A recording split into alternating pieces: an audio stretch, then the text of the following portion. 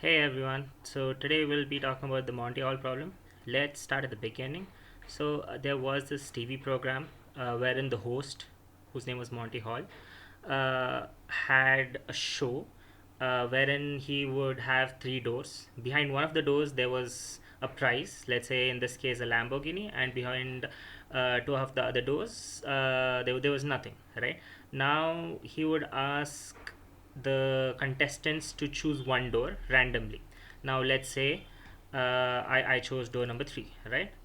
Um, all right, I chose door number three. Now, after having chosen door number three, he would actually remove one of the other two doors and show that hey, this door had like nothing behind it.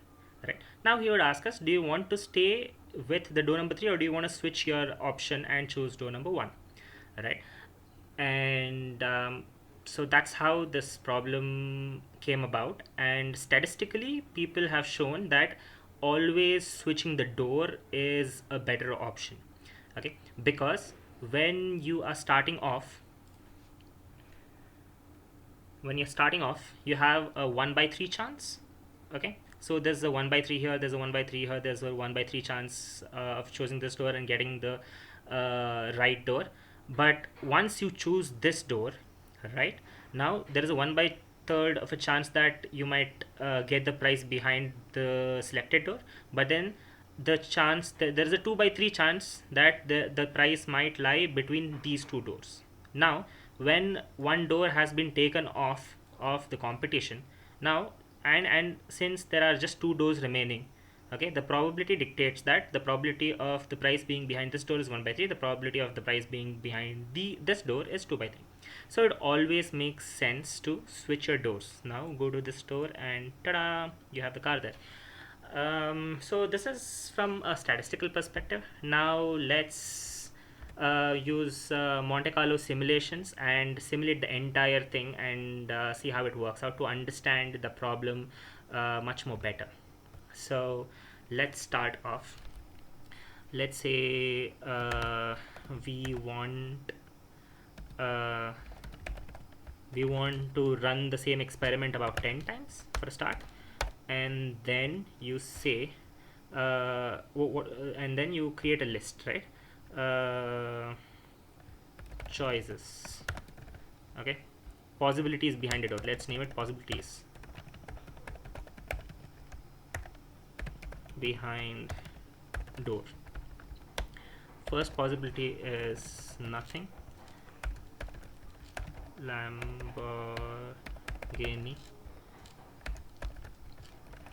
nothing. Okay, so there are three possibilities.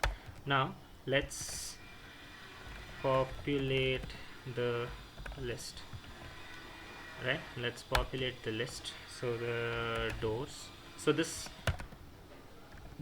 doors list will be populated for every run randomly. So we want for I in range of 3, because the number of doors we have in question is 3, that's why the range is 3.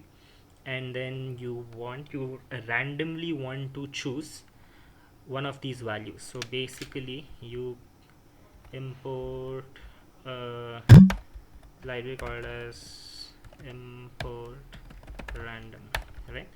And then you say random dot choice. Now let's think.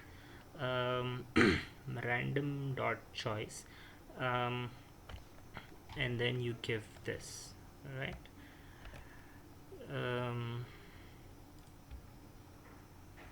Yes.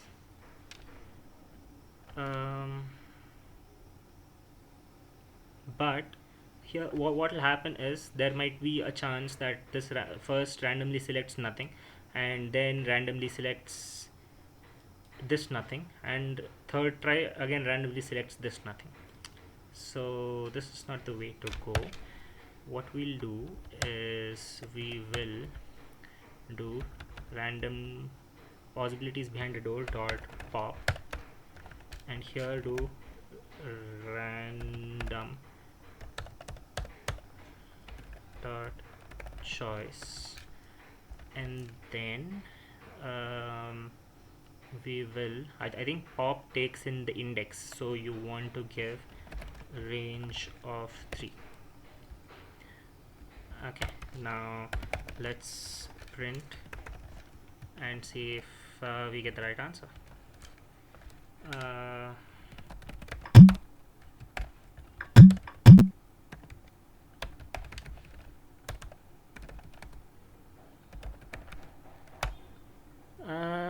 Pop index out of range. All right, what is happening here is okay, range of 3. This is okay.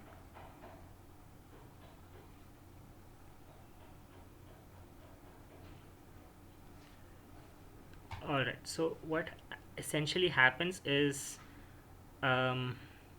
let's say you pop this right in the first instance, so there's just nothing and nothing, but then in the second pop the random.choice is again saying, giving an index of 2. So every pop the length of this list decreases, so you want to say range length of, yes, yeah. So see, 10 random trials. So these are the doors, right? So behind the first door there's nothing, second door there's nothing, third door there's Lamborghini. So they're randomly assigning the values behind the doors for every run. So that's that. And then we will randomly select our choice. Okay, randomly select first door, first choice is equal to, I want the index, I right? So let's say random dot choice range of 3. So I have the number, door number.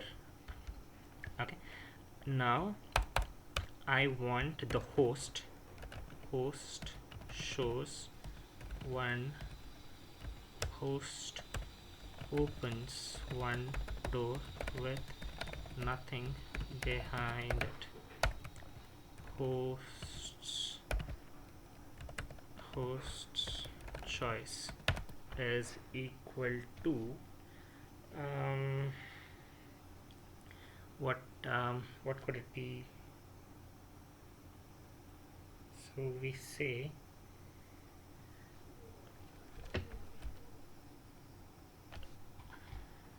doors dot index nothing, right? But then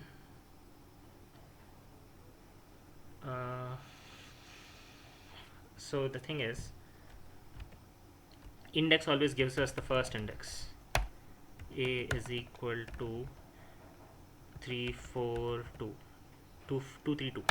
A dot index of 2 will always give us the first occurrence and not the last occurrence. So what we would want to do is, we would want to random dot choice, put it in a list. Okay, and we would want to reverse this. So when it is straight, when it is like as it is, it will give us the it will point to this 2, and when it is reversed, okay, it will point to this 2, because when reversed this is the first occurrence of 2. So that is what we want, but the indexes change when it is reversed. So let's say it is 2 minus. Now we'll have to account for the host's choice not being equal to the first R choice. It should never be that. So let's say host is equal to first choice as a start, and then we say while host's choice equal to first choice. So the entry condition is correct. Okay, host's choice is equal to first choice because we assigned it to be, that's why it's enters.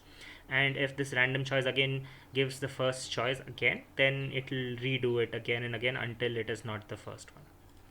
Okay, so that is if I initially select door number 1, and then the host should select, the host must open this door and show there is nothing. Alright, he shouldn't select the same door as I have selected and show that there is nothing behind it. So that is the point here. And so we want, so now there is a decision here. Switching the doors, switching the door. Right, so switched door is initially equal to -1, and for I in range of 3, if I not in first choice and host choice.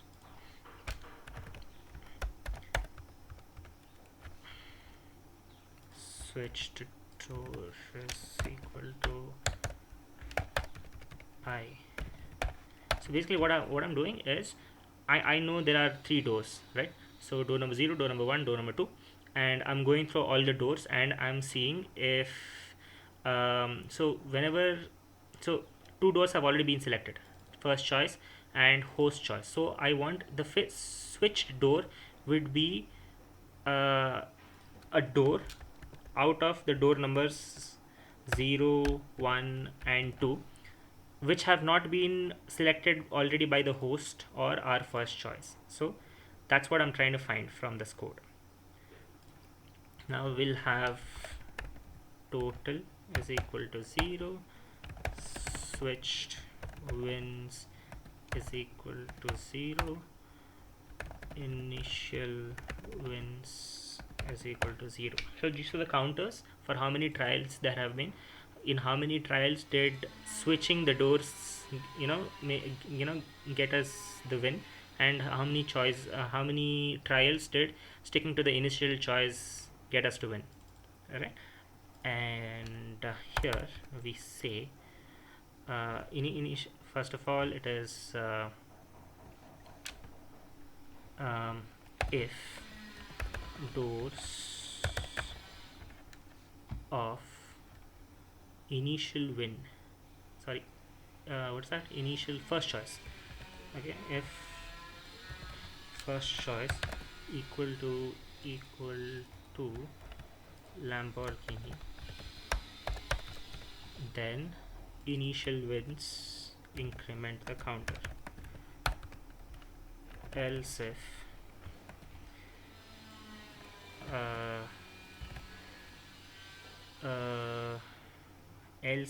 switched door, else if switched door equal to Lamborghini, then switched win counter should be incremented, right? And irrespective of any condition, total must be incremented. Now let's see the percentage of the times we win. Print winning by switching doors is equal to